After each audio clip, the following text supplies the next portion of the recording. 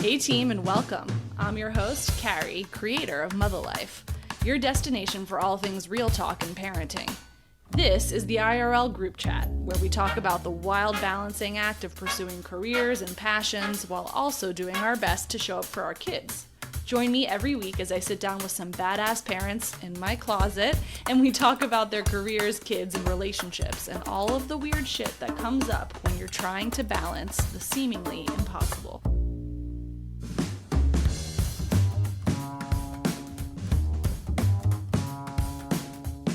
Self-examination. There's a lot of boomer ridicule floating around that young adults today spend too much time examining and mining their pasts to understand the people they've become.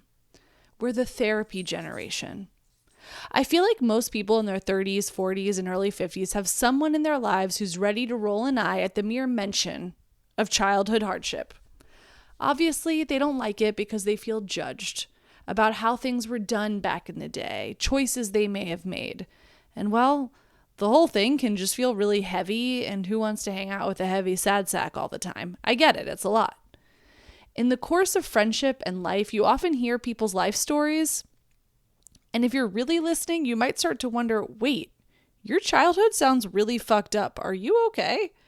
If you continue to probe those people who had less than ideal upbringings for one reason or another, but also don't seem to make it their whole personality, you'll often find that at least one steadfast figure made them feel deeply loved and seen.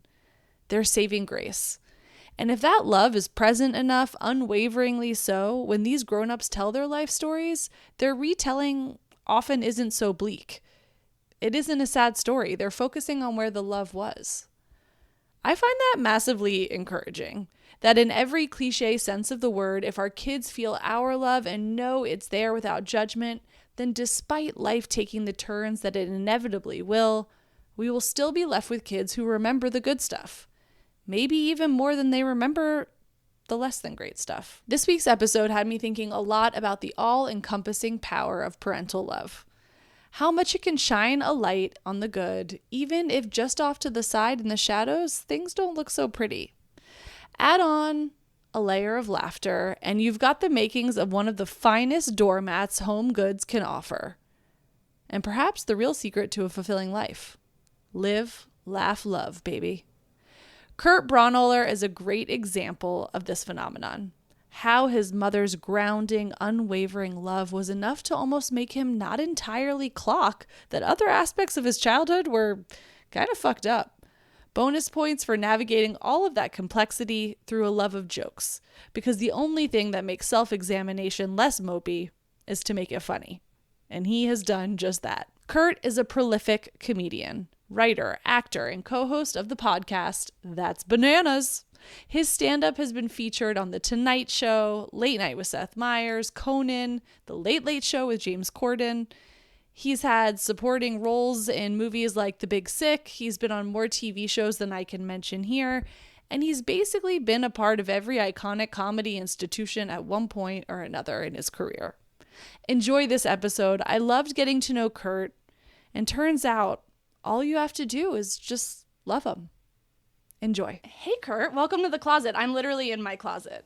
Oh, that's a big closet. It's a big closet. If you were here, you would also be in the closet with me. Okay, great. I'm in the basement, and it looks like people have put a hole in the roof of my basement, which is the only place that I can sit in my basement essentially with this and record. And of course, the one giant gaping hole in my basement ceiling is directly behind me. I'm very embarrassed. I have to say it's giving basement. It's giving basement. It's straight up. It's like this beautiful tin ceiling, and then they just ripped a giant hole in it and put a chain up to put a pipe in. And it was just like, man, people did not give a shit back in the day. I actually think that they were like, I bet one day somebody's going to put a computer right here.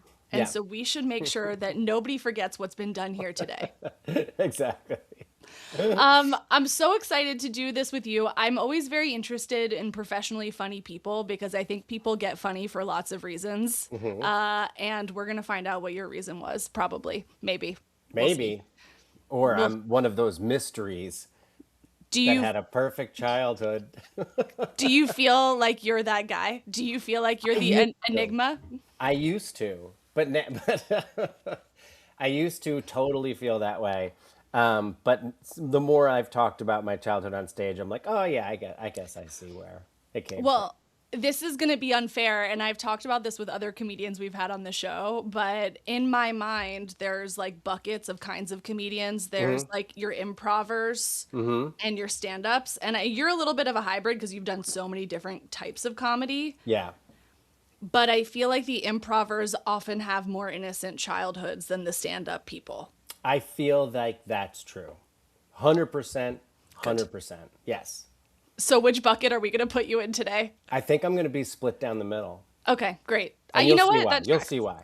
Okay, I can't wait. I won't spoil my childhood for you. We'll Okay, let it great. uncover like the folds of an onion.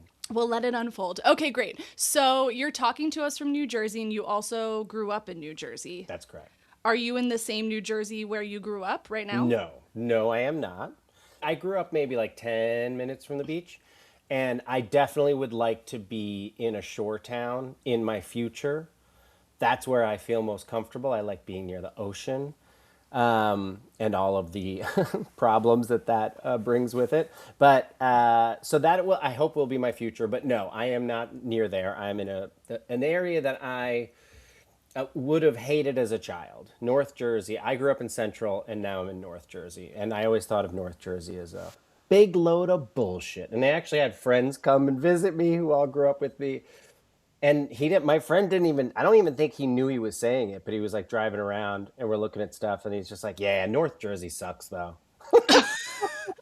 Like I had just moved here. But like, what's the personality of the two? Like, what's the beef?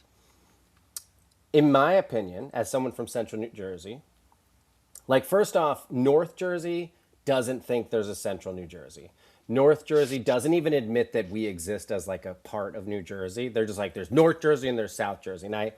And it's a fundamental disagreement, and they're idiots. But because like Central Jersey, I think, is the true Jersey in the fact that North Jersey is just New York bedroom communities. It's just focused solely on New York City. Yep. Living in New North Jersey, you're just so aware of New York City. Yeah. And South Jersey, you're so aware of Philly and Atlantic City. And those are the two things that just like influence it so much. Whereas Central Jersey is just Jersey. You're just only living there because you're living in New Jersey, not because it's close to somewhere else. Got it. Okay, that's Yes. a big statement. And then, I mean, what do we have? We have the Garden State. Is it very green where you live? It's so green. I mean, not in the winter. I just moved back from LA, and I had forgotten how goddamn ugly the East Brutal. Coast is in the winter. It is just ugly, ugly, ugly, ugly, ugly. And And in it's the like summer, sloshy yeah. and And in the summer, it's like life is trying to burst out of every corner and smother you. I maybe love even it. your ceiling at one point. Yeah, no shit.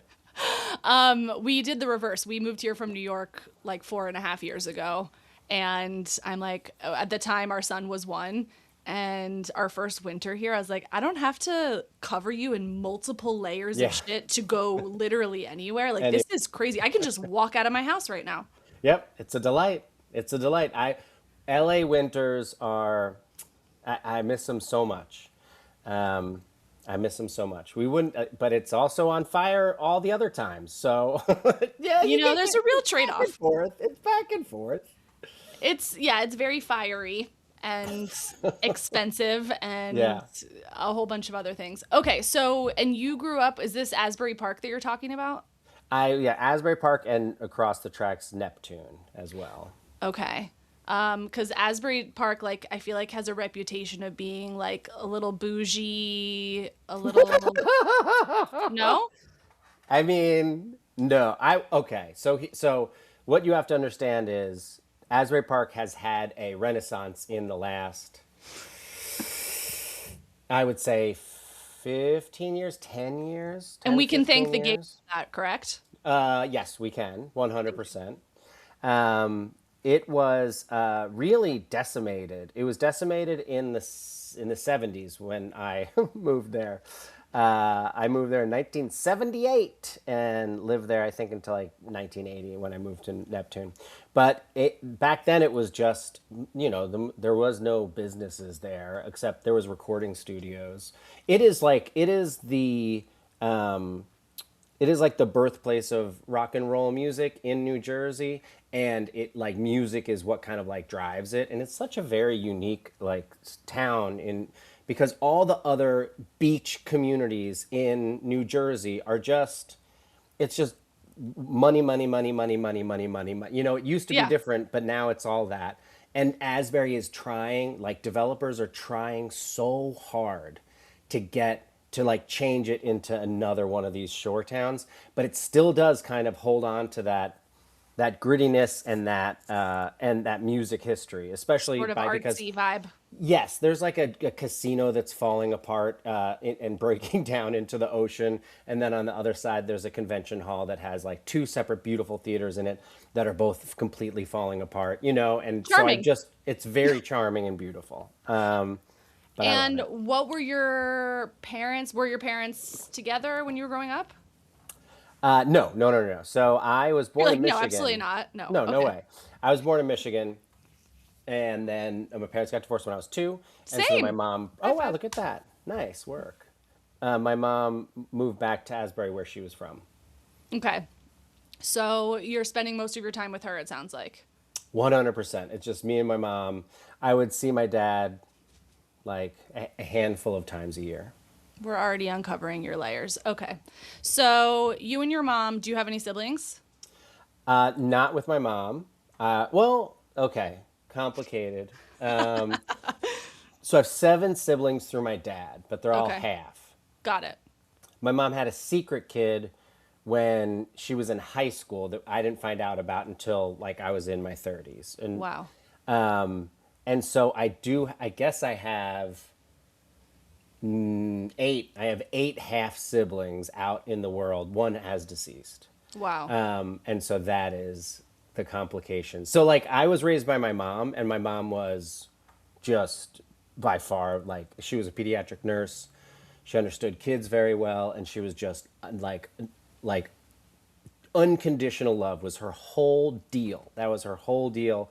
And so she raised me that way. So I felt like I was like, well, no, I didn't have a fucked up childhood. I was loved Because you at felt every loved. Yeah. moment. At every moment, I knew that I was like the most important thing in my and then I also had this kind of like weird situation through my dad. So I back kind and of think, forth. I kind of think both of those things can be true. And, we're obviously living in this time. How many kids do you have?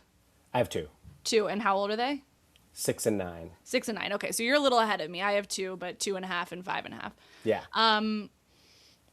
We're in this like era of like really intensive, how do we not fuck up our kids? How do we Uh-huh. do a good job of taking care of them? And I really believe that it ultimately does boil down to like making sure they know that they're really loved and like that you really care Yeah. about them. And there's a lot of room to maneuver if that is true, right? Right. My good friend, his dad recently passed, but years ago, I remember him asking his dad because he was a good dad, like what should I do? Like how do I be a good dad? And he just said the only thing you can do is love your kids.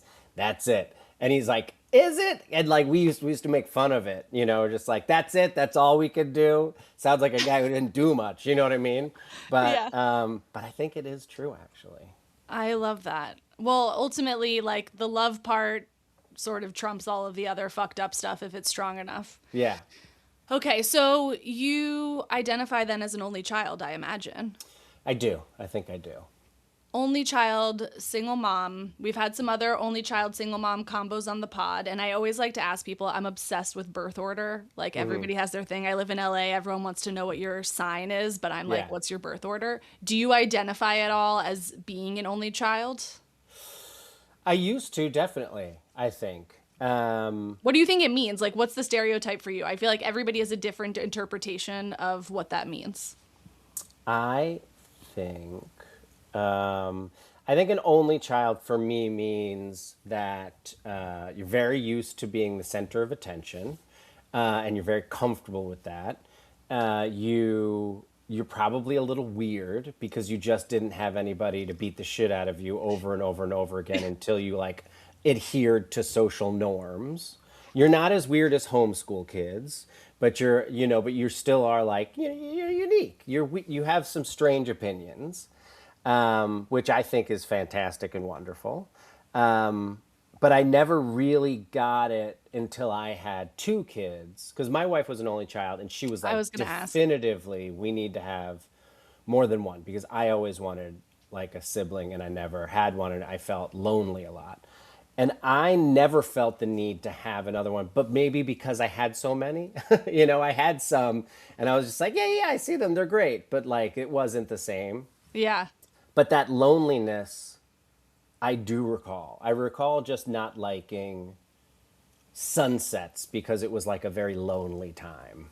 Yeah. This Yeah. was this was for listeners before the time of devices and other ways to like unless you're going to get on the phone and talk to your friends, Yeah. like you better know how to read. Yeah. Or just be able to like go to their house and knock on their door, which was always fun. And that's why I kind of like where I live in New Jersey now, because the kids literally can just walk out the door and go to somebody's house and knock on the door, and then kids come out and play, and they play in the street. It's That's so awesome. wholesome. It's like it's fucking 50s here. I love that. Okay, so was your mom growing up? I mean, pediatric nurse also to me reads like long hours and a lot of grind. Yep, 100%. So when you were seeing her, do you remember her like just being fucking beat or did she like still have energy? No, I don't remember her being beat. She definitely still had energy. So impressive. I also had a lot of energy, so I think like we would always go and do things to like get my and like now I just thought like we get to do so much fun stuff, but it was like I think it was just like just fucking go run so Yeah, that she you're was not running the dog. Yeah. yeah. And now I just do that with my kids as well all the time. Like Yeah. we had them like signed up for so many expensive classes, and then we found out you can go to those trampoline parks and get like a month-long thing for like $80 for two kids. And it's like that's $80, that's $40. That's we were paying like 220 for both of them to go like do gymnastics. It's gymnastics, guys. Now you literally, this is actually the basement of the trampoline park because you live there. Exactly. You've moved in. No, it's totally true. We're getting to that point now that I don't have a kid in diapers anymore, where I am Yeah. just on the weekends, like, we gotta get out of the house because you're gonna rip this place apart and Yeah. I'm gonna go out of my mind. It's intense. Okay, so was your mom funny growing up? She made up a lot of words, and like she liked to laugh. That's I think she really appreciated comedy, and she really loved Steve Martin and Chevy Chase. Those were her favorites, and so we would go see a lot of comedies together, and we liked watching comedies together. But I don't necessarily think of my mom as like a performer, even though she was as a in high school she was a like a beauty queen. She would go into pageants and stuff because that's what her mom did because her Right. mom was a dancer, and like she danced her whole life, and so yeah, I think my grandmother wanted my mom to become a dancer or in the theater somehow, and so she had really pushed her in that direction, and it wasn't. My mom didn't ever. Your Really mom was want to like, do I'm it. gonna actually go I'm into gonna the be a medical nurse. field. Yeah, Yeah. I'm gonna do the exact opposite. yeah. I'm gonna save people's lives. Also, I feel like your grandmother sounds a little bit ahead of her time. I feel like for her to Yes. be, yeah, I want you to be in the arts would have been not a thing. Yeah, I think also, my mom. I think my grandmother had my mom at a young age, and was like, "No, I'm a dancer. I can't be a mom." So then my grandmother really raised my mom. And then but my mom then still made peace with her. Like my mom has passed away 10 years ago now. And there's like when a parent passes away, you just realize, oh, I didn't ask them anything. Yeah. And I just had this experience recently, unfortunately. Yeah. I'm so sorry. Yeah. Yeah. And it's just like I have constant questions, and I'll never Yeah. know because everybody's dead. Everybody's dead. Because everybody's dead now. Well, Yeah. it's also probably has to. I have this weird thing with my kids, even at this age, where I'm like, I really want you to know who I am. Yeah. Like, I want to tell you, like, I don't want you to just think of me as a mom. Like, I want to show you the stuff I like, and I want you to know about me, Yeah. so that I And they don't. don't care at They all. do not give a flying fuck. But like, I also don't want to be like, gather round, children, when I'm like 90 and trying Yeah. to like be like, let me tell you my life story. They Yeah, don't, exactly. because they will care less than I actually believe. Just record it. You just record it every year. Just like, here it is. And then it's like, before you die, you're like, here's a recording from me for every year. There's a minimum of 90 hours. Look forward. I look forward to reaching angel status. Okay, so you're spending most of your time when you were with your dad. When you did see him, was he a funny guy? Did he have a sense of humor? Um, He seems like a character. That's a lot of kids he had. it's a lot of kids he has. He laughs a lot but he laughs a lot to me in confusing places, you know? Yeah. It's like he just says normal sentences and then it's like I think it's what my wife and I have come up with is maybe it's the way he just covered up like social awkwardness, I was gonna say, is he would yeah, just say things and then laugh and people were like, this guy's great. He's always laughing, yeah. you know? But I don't know if he's necessarily hilarious. But also when he comes he's seen me do stand up a couple times and now he's an old man now. But he's like, I always thought I could do that. I was like, did you? Maybe he just thought if he laughed enough, everybody else would be like, this guy's really funny. And I think it worked for his whole life, I think. You should He, try that. yeah. I You do should. laugh a lot, but I mean, Well, I think I it's just mean, genetic. well, but I also think like, with the explosion of comedy podcasts, and one of the Yeah. reasons why I think they've been so successful is because it does feel so good to listen to other people laugh. Oh, yeah. Like Amy Poehler, part of that success, part of probably your success is like hearing other people silly feels good. Oh, no, it's like they've proven it, right? Like hearing laughter and thinking about being happy makes you happy. Like it Yeah, releases those chemicals in your brain. it's a very important thing. And And it is I, interesting with an audience too. Like that happens where it's like if for some reason like not one person has laughed, it's just so hard to get other people to laugh. It's really totally. weird.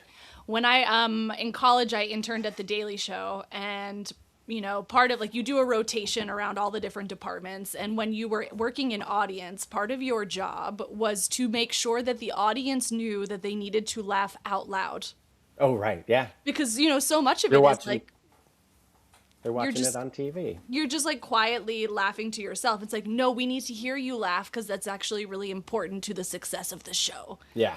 And if they were a little bit worried that it was going to be a cold room or something, they'd be like, fucking sit there and make sure that you're laughing. Yeah. So, professional laugher, I guess, on my resume. Not funny person, but laugher for sure. Okay, so when you're growing up, you have this exposure to comedy from your mom. She appreciated funny people. Did you like think that was a job that No. you could have? No, no, no, no. Nope. I really loved doing theater. Did theater in high school and did theater in college and then got out and I still just didn't know what I wanted to do.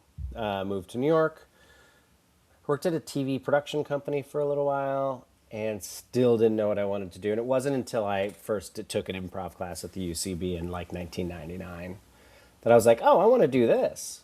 It was like a very light bulb moment, which is very rare. I feel like haven't had many of those. Yeah. But it sounds like you had the important one. But you're also a thinker. Like, I mean, a lot of obviously good comedy is built on like some social commentary. There's a lot of like deeper layers to how you're making people laugh and why you're making people laugh. But like going to Johns Hopkins and studying English and philosophy, like that's really thinky, heady stuff, no?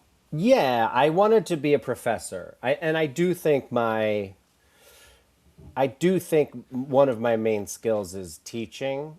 I taught improv for many, many, many years. But my plan was to go to New York for 1 year and then apply to grad school and get my PhD and be a philosophy professor. That was my plan. And then I literally took I started improvising, and I remember the year was up when I was like, okay, now I need to start applying to grad school. And I was like, I don't know, I feel like I'm in a special moment in comedy in New York City, which I'm happy that I had that like wherewithal to, because it was a very kind of it was a special moment in comedy in New York Yeah. City. Um, and so I was like, I'm gonna ride this out. And was there any part of you, like growing up, did you feel sort of financially secure? Your mom sort of was able to provide, like, was there ever sort of any feeling of financial insecurity growing up? My my mom was a nurse, so So we were steady. probably, yeah, she always had a job, but we were probably, lower middle class. But then my dad had money. And so I think, my dad would fight my mom constantly about having to give her money, but I think that she repeatedly went to court with him and won for him to keep paying child support. Uh, and so it was like I had both. I kind of had both. I would go on these fancy vacations in the summer with my dad and then come home, and my mom would be clipping coupons. We would. Was that confusing for you, or were you like, this is kind of fucked up? It made it like this is fucked up. It made it like, because also when you have money, you don't think you have money because people are always worried about money. Yeah. And so I would go, and they are acting like typical rich people, like being like, no, you can't, like, we don't, money doesn't grow on trees. And it's just like, what's the time out? You got a fucking indoor pool. All right. You got an indoor pool and 5 cars. Like, I understand. I understand the difference between the way It you might not guys grow on live. trees, but you can definitely order Pizza Hut right now. Yeah. And the way I live, it is very, very different. So I think class differences were stark to me as a child. Wow. And so that the reason why I ask is because then you make this moment to do a brave thing and to say, I'm in this special moment in New York. I want to stay and try and do this. But like the life of an artist is famously financially precarious. Were you going into that being like, I'll figure it out? Well, I always had a day job. I always had a day job until I made enough money as a comedian. So, you mean I started working when I was 14 at Jersey Mike's, baby, my first job. Iconic. Iconic. It was like the second Jersey Mike's. Wow. When I was pregnant with my first, let me tell you. It's the best food. And, they're like, oh, when you're pregnant, you can't eat like processed meat. Uh-huh. So Yeah. I had this plan in my mind where I was like, okay, I'm going to eat only the vegetarians, except for one day a week. I'm going to eat the stuff that might kill me. I love it. But wow, what a place to be. Jersey Mike's in Jersey. Okay, so we're Yeah. working from 14. So I've been working from the age of 14. So I always had a job. I had a job through college. Like the moment I got to New York, I got a job at a coffee shop, and I was like, oh, I don't make enough money to cover my $500 a month rent. So then I had to quickly get another job, and then I quit that job to become a teacher. But then I went and signed up to become a public teacher in New York City, and they were like, okay, great, we can totally like place you. We have a lot of need. We just need to wait for your fingerprints to clear. And I was like, how long does that take? And they're like, about 6 months. And I was like, oh no, but I just quit my job, bro. Yeah, I've got So about 2 days. so I had to go get a job. I got a job at a temp agency, and I worked there for 8 years.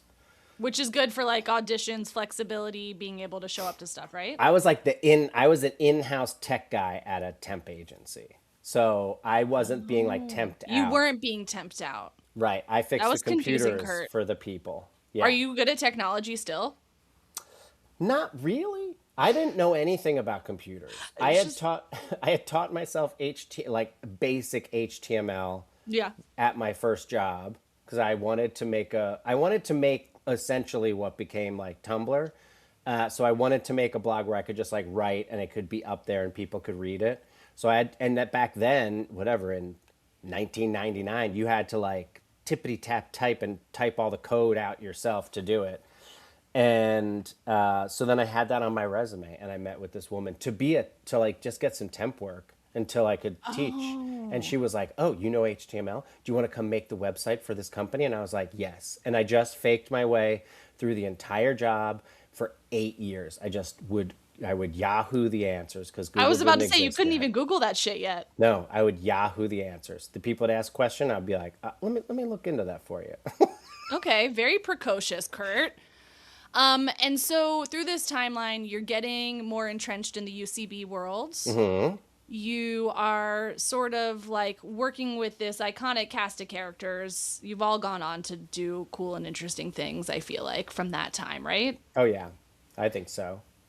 And how would you describe your brand of humor? I've heard it described as absurd. You know, my wife pushes against that, I think. She's like, "I think you think you're absurd still, but I think you've evolved out of that." And I maybe have, but I do think that that is the thing that gives me joy about the world is absurdity. Which And we'll so get to, what? which we'll get to with Yeah. the pod of the day.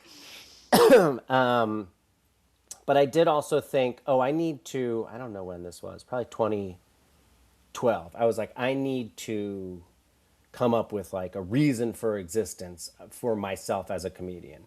And the sentence I came up with was to insert absurdity into strangers' lives to make the world a better place. That's what I thought was like my reason for existence as a comedian.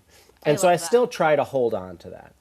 And when you say absurd, are we talking like Andy Kaufman levels of absurd? Like what kind of absurdity? So that's the tough thing is that you would think, right, with someone with that idea, but I also just really love jokes. I love the structure of jokes. I really love. I grew up. I really love Dave Attell. I really love Doug Stanhope. I really love like guys who write very good joke structure. And so I do really enjoy writing jokes as well. So I think a lot of absurdity stuff is about pushing the audience into an uncomfortable place. And I'm more of an entertainer as a comedian. I love the absurd, but I do want to deliver a show that hits more on, Yeah. every time I go out with whatever audience I go You're out commercially absurd. to. I'm commercially absurd. It's No, but important. I do think it's the difference between comedians are artists and entertainers at the same time, and it's like which buttons are you pushing? If you can push artist and entertainer at the same time, like that's the absolute best. Like I think Rory Scovel does a really good job of doing that. That's the cha-ching. Yeah. Okay, when do you move to LA? I moved to LA in 2012, October. And you already, is your wife's name Laura? Lauren. Lauren, had you guys already been together at that point? Yes, we've been together, I think, for a little over a year. Okay. And so, well, first let's do a meet cute. How did you guys meet? We met at a Yola Tango concert Cool. at the Bell House. I complimented her shirt, but we had been following each other on Twitter at the time because I guess she saw me perform at 51st Jokes at the 92Y Tribeca, and I'd followed her back because it was when Twitter was like so young that So like you young. would notice, well, oh, what's this? There's this. Look at this person. And but then I didn't know it was her when I complimented her, and then we ended up having a drink. It was nice. Oh, that's so cool. And she's also an entertainer as well, right? Actor? She's an actor and a writer. Yes. And so when you guys met, was she also in the sort of same hustle as you? Yes. Yeah, pretty much. Going on a lot of auditions, trying to create things. And then once we moved to LA, we started creating and writing together. And we still do to this day. That's really cool. And also, do you feel like you have different sort of superpowers that you're bringing to your collaborations? 100%. 100%. Otherwise, you'd kill each other, no? Yeah, yeah. I mean, I like writing jokes, and Lauren is very astute about emotional arcs for characters as well as structure. She's like the structure person. I try to be as good of a structure person as she is, but she can also like look at a script and tell what it needs very easily, whereas I can't. I'm very like in the weeds with like, this scene is humming, like it's very funny, you know, and not see that it doesn't need to exist. Yeah. Yes, right. Yeah. So sounds like you guys spend a lot of time together. It's nonstop. My husband and I also spend a lot of time together, so we'll have to talk about that because there's pros and cons, I feel. Yeah. In terms of just like being people in the world. But okay, so you guys moved to LA. At what point was there a point where you said like, I know I want to be a dad? I think I always wanted to be a dad. But I never had a push to actually do it. I was always like, I'd be a pretty good dad. And then it wasn't until my mom got sick that we were like, oh, we should, like, it would just make her so happy. It would be great because we're going to do it eventually, but let's do it now. And so we were trying and trying and trying and trying. All like my mom was sick for like 8 months. And it just like didn't work. And then the day of my mom's funeral is when we found out that Lauren was pregnant. Isn't that crazy? I just got chills over my whole It body. was so crazy. Wow. It was a That big is day, crazy day. real mixed day. But also, you know, there's a lot of different cultures that say that, you know, when one soul leaves, it Right. enters. So, you know, Yeah. there's maybe something energetically cosmic to that. Maybe I've been in LA too long. Who knows? But wow, that's actually really special. I mean, sad that she obviously never got to meet your kids, but Yeah, and especially being a pediatric nurse, man, I had so many questions. I mean, yeah, talk about a resource that we I could all know, could use. have been really lost a good resource. Okay, so you always knew you wanted to be a dad. Did you have feelings about what that was going to look like for you, given sort of your own complicated thing with your dad? Like, were you kind of saying like, well, I don't want to do it this way, or I definitely want to be like this? Yeah, I mean, I think there some things and some things not. Like definitively, I was like, I'm never gonna get married and then just make another family after I make one family. That's not something I'm gonna ever do. Yeah. Which is you know, just makes you very much committed to like we're gonna make this work. And so I think that that's been a driving force in my life, definitely. And for Lauren, you know, only child, knew that she wanted to have more than one kid. Do you get the sense that like she always wanted to be a mom? I asked the question because like I wasn't sure I wanted to be a mom. Like Uh you huh. know, it like a time in life came and I was like, okay, like I'm up for it. Let's do Yeah. it. But it wasn't like something I was thinking about all of the time. Yeah, I don't know if she was thinking about it all of the time. Yeah. And and how does that work when you're both creatives? Nobody's got a 9 to 5. How do you baby shows up? Like how are you thinking about dividing labor and are you terrified? Like what does that look like? I think we do a good job of actually doing 50-50. Granted, that being said, I do go on tour, and at that point, it's 100% Lauren. But also, I have scaled back how much I go on tour. I usually try and it's just like once a month for the most part. And that was like a definitive choice to be home more. And also, we just kind of like pushed our focus into writing and developing TV and movies and selling those to pay the bills and be like, this is a way we can stay home, raise kids, and still be in this industry and still make money, you know, until the whole television industry collapsed in on itself. Sure did. Yeah, yeah, yeah.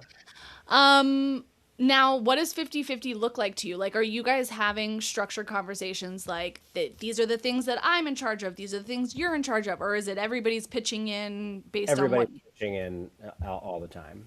Okay. Yeah. So you're not like sitting down having like a No. strategy chat. No, no, no, no. It's everybody's just trying to. I remember hearing, I don't know, some fucking influencers who were like, wait, where it's like, whenever I say and insult somebody who I don't remember who they are, I'm like, it could be the person I'm talking to. I assure you, Kurt, it's not me. I Because I assure just you it's have not me. such a bad facial memory. But it was But you like, know what? I do love that you think I could have been that bitch. I appreciate that, but it wasn't me. So go ahead. it was these fucking people who were like, in order to do 50-50, what you actually both have to do is try to do 80-80. Oh, no, it definitely wasn't me. And I If I think were we to say both try to anything do on the it. subject, I would say 50-50 is a lie and it doesn't exist. And So I think everybody who's telling you they're doing it is lying. and so I think we're both trying to do 80%. I would say that that's true. And how much of your like alone time, downtime, free time is just dedicated to the thing like your professional pursuits because you like what you do? Downtime, I mean, you Exactly know, that. But like there's I no, mean like are you like we maybe have an hour at night and right? we watch one TV show and go to bed.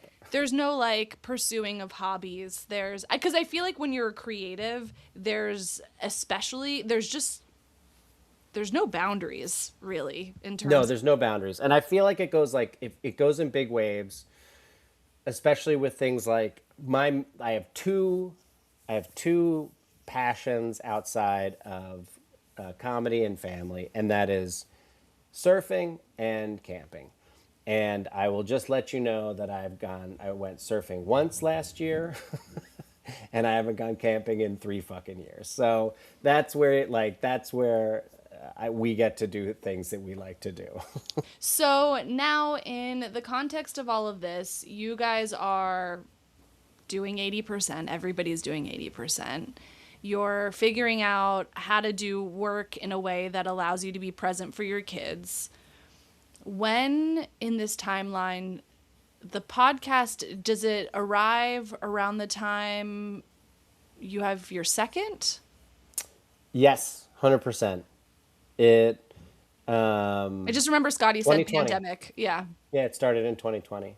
So we had started recording.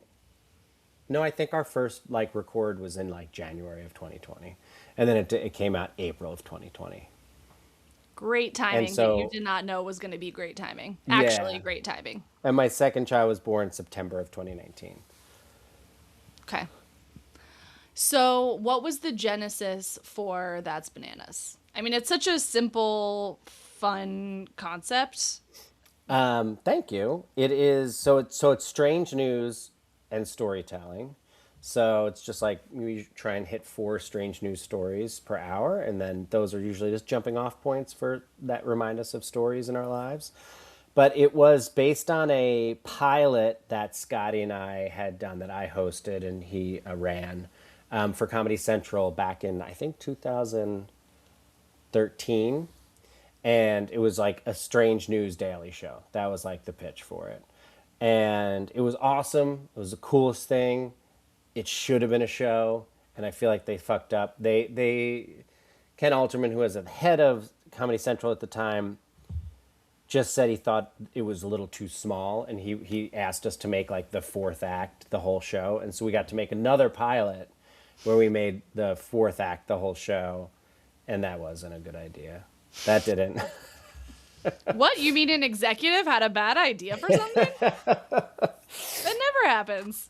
Yeah, it was our handling of it as well, because it was like we were trying to build something off of a note without actually necessarily taking the note the way I think you should take notes, which is to ignore the note but get it like the reason they felt like they needed to give the note. The note behind the note? Yeah, like get at the feeling, get at the idea behind it, and fix that thing, but don't fix it the way they think you should fix it. Now, would you consider Scotty your work husband? My work husband, yeah, probably. What makes a good work husband? Because it's interesting. I mean, you have like these two big collaborators currently in your life, your wife and Scotty. Hmm. And I know you've had some other like long term partnerships, like creative Yes. partnerships with people. So you clearly like working in a team. Hmm. What is it the accountability? Is it the bouncing ideas off of? Because it can work really well and it can also be a real nightmare. Yeah, I think the accountability is really nice to have someone who just that you've scheduled something with and you have to like show up for is very good. Um, and I think with Lauren, I've had I think three huge ones in my life, which is Kristen Shaw, and my wife and Scotty, and I think each of them bring a different thing to it, and I think with Scotty is just so fast and so quick and so he intuits the world around him at a pace that far outstrips my own ability, and can respond with the funniest thing you've ever heard every single time, and he's consistent. And so I think with Scotty, I'm just trying to keep up with him. Which is so funny as well, because Scotty is like, I never wanted to be a performer. Like I never wanted to, I'm just here for Kurt. Like Kurt wants to, he says that he just never imagined that he would be doing something like this. Oh yeah, I do think he also enjoys it. I mean, it sounds like a pretty fun gig. I think he protests too much often in that in the regards of like I'm not he's such a natural performer, and you're Yeah. like you can't be this good of a performer and actually never have entertained it. Never had thought about it once. Yeah. Now, when did you say, oh shit, this thing's kind of blowing up? Like this thing's taking off? The pod. I think one of the first episodes of the podcast I had said, Scotty, if we hit, I don't even know what I said, if we hit 3,000 listeners or 5,000 listeners, what tattoo will you get? And he said that he would get, and he later was like, I'm not actually going to get this tattoo. But he said, but if I was going to, I would be a tattoo of elephant, a giraffe who was nibbling on like a leaf that was behind his ear, and then the neck would go all the way down his back, down his butt, and then down a leg, and then the body of the giraffe would be on his ankle. And so when not one but two people got that tattoo, I think that's when we were like, oh, this is really taken off. Okay, I'm sure there's photos online. I'm gonna put Yeah. it in the show notes for people because that is incredible. Yeah, one Also, guy got it because this girl broke up with him and she was a big fan of the podcast, so he got it to win her back, which is the craziest thing I've ever heard in my life. And then another guy got it because he is an actual fan of the podcast and thought it was just the funniest thing he'd ever heard. just to make sure everybody heard what Kurt said, we're talking about literally a head to toe tattoo. Yes. Literally head to toe tattoo. I am plotzing over that. Okay, I'm gonna find a picture of it. That is wild. Okay, so you knew because you had diehard fans is the short answer. Yeah. People who are really willing to permanently commit themselves to being bananimals, as I understand they're called. Yes, that is true. Now, for your kids, you've got these two kids. They're like in a more independent, obviously they still need you loads. They're only 6 and 9, but like they're Yeah. in a very different stage of like what they need from you than, the toddler and below set. Do they fully understand like how cool your jobs are? No, not at all. No, right? Like it's just sort of an elusive thing. Like no matter what you are still they're not very cool parent, no matter what we do. I think so. I was a writer at the Tonight Show for a brief time. And during that time, I think Olive, my eldest, would realize that when she would say my dad works at the Tonight Show, that people would react a specific way. So I think at that point she was like, oh, you have a interesting job that gains reaction from people in some way. But yeah, I don't think she knows we're writers. So, we talk about that a lot, I think. But, we also live in a town where there's like a lot of writers. Oh, really? Yeah, we have it's just a kind of artsy little nice North Jersey town that's filled with Broadway performers and actors and writers. That sounds like a little utopia. That sounds amazing. Yeah, it's a really nice spot. Wow, I was not expecting you to say that. I was just expecting you to say like we live in this town and nobody does is in the industry. But okay, you found a nice little microcosm then. Yeah. Now, what precipitated the move back to New Jersey? I think Lauren and I had moved to Los Angeles for work, and there just hadn't been work there in 5 years.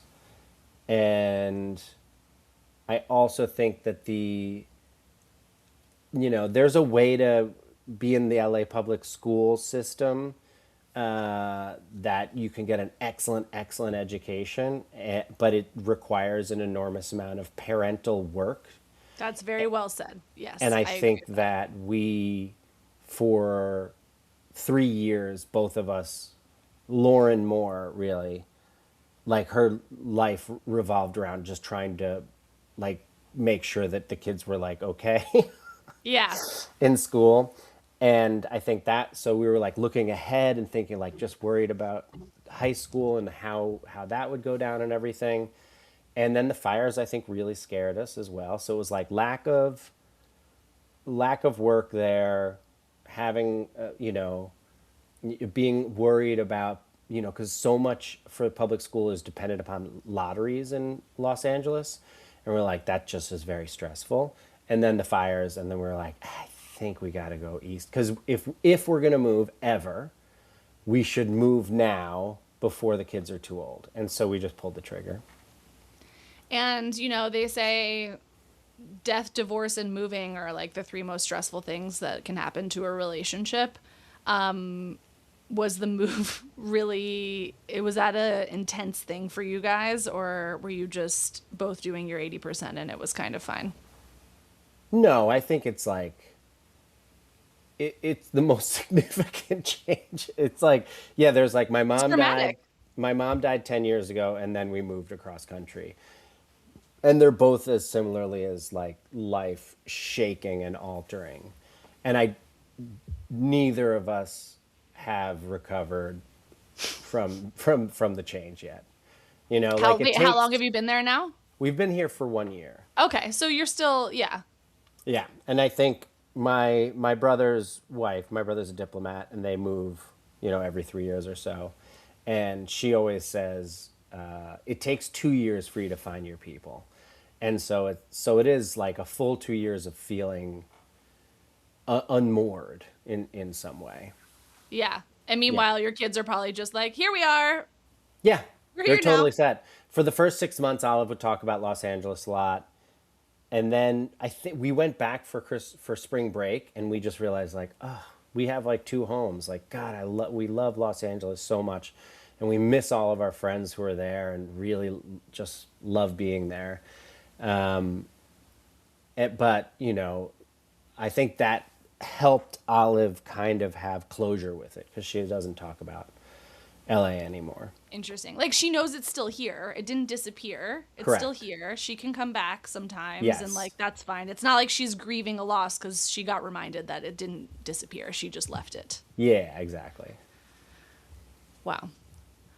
Now I have to know, this is something I ask everybody, answer how you like, but what do you and Lauren argue about? Cuz it sounds very hunky dory over there. What do we argue about? Um, I think it's the stuff that most couples argue about of like being seen and being heard. And making sure that you're like taking into consideration each other's feelings when making decisions and stuff like that. I think that's the stuff that we have, that's like the fights that of the past. Isn't that so crazy that we literally have to do that for the rest of our lives now? Yeah. Like it literally just doesn't stop. Like you just have to keep doing it all of the time. Oh, it's all work. It's always work. But I also just think like everything's all work. Yeah. So you might as well work toward the thing you want. And Exactly. as you said that you want to keep. Yeah, yeah, yeah. Practice the be my trainer said something to me the other day, be mindful of the things you practice, like Oh. because that will become what you're really good at. Oh, I was that's like, interesting. oh, Yeah. okay, that's a I very guess Yoda sort of thing. I'm very good at smoking. Smoking what, Kurt? Cigarettes. Oh, okay. Oh, that's so vintage. I feel like that's coming back in style though. Yeah, no, I don't smoke cigarettes anymore except every once in a while. Um But I feel like but they're having a moment, and also I feel like people are really missing cigarettes. yeah, I love it. I love it. Can I be honest with you? Yes. I've never had one. Good. I mean, I Congratulations. weed, sure, like that's different. But my Congratulations. well, you know what it is? I'm a little younger than you. I feel like are you what are you considered? Are you Gen I'm X? Gen X. Okay, so you're so much cooler. I'm an elder millennial, but I feel that I was terrified about like made to be terrified about so many things. Gen X wasn't so much yet, but like we had No. the Dare program. Yep. We had like the milk carton abduction thing. We had teen pregnancy. Like there were so many things they were trying to scare us about that to this very day it still sends like seismic waves through my system. Oh, for real. Agreed.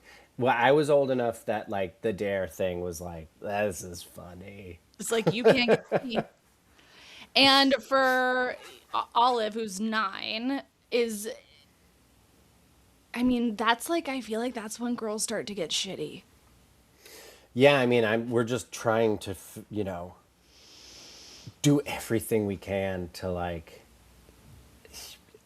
yeah, I mean, there's a certain amount you can't control whatsoever. But again, it's like just like there's all love, there's all acceptance here, like because it is. I'm very worried. I know that girls have a real tough time of it from like I feel like fourth grade on. Yeah, which is insane.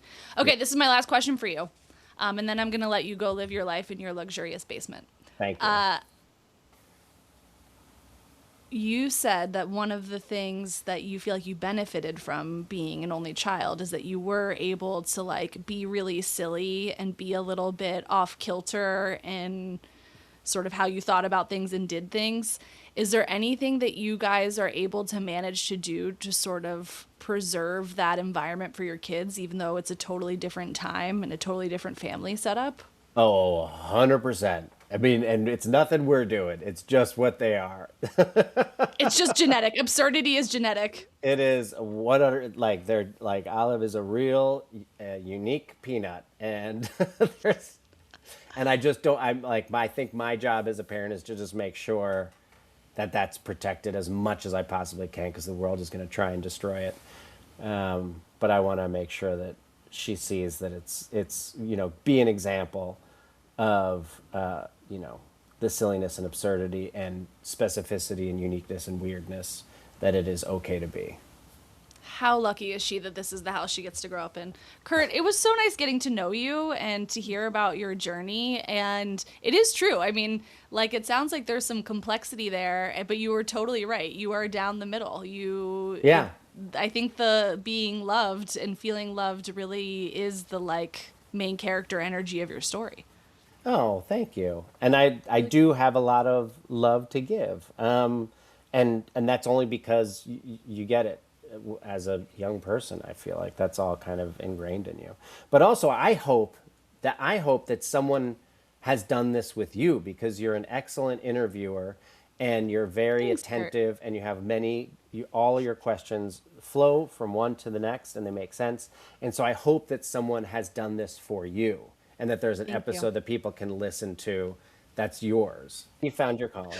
Yeah, well, I really appreciate it. This was so much fun. I'm going to put obviously a link to the show notes to That's Bananas, to your socials, everything so people know where your tour dates are.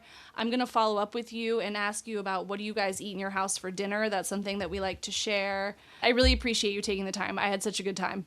Oh, me too. Thank you so much. Thanks, Kurt. I appreciate it. Have a good day. Bye. Team, I need your help. If you love it here, please like and leave a review on your favorite podcast platform. Subscribe to the Substack for full access to this episode's show notes and join the discussion. And of course, follow me on Instagram at Mutha, MUTHA.life for a daily look at all things Mutha. Thanks for listening. Be sure to tune in next week for another Chat in the Closet. This podcast was produced by Mutha Life, music by Ronan Landa.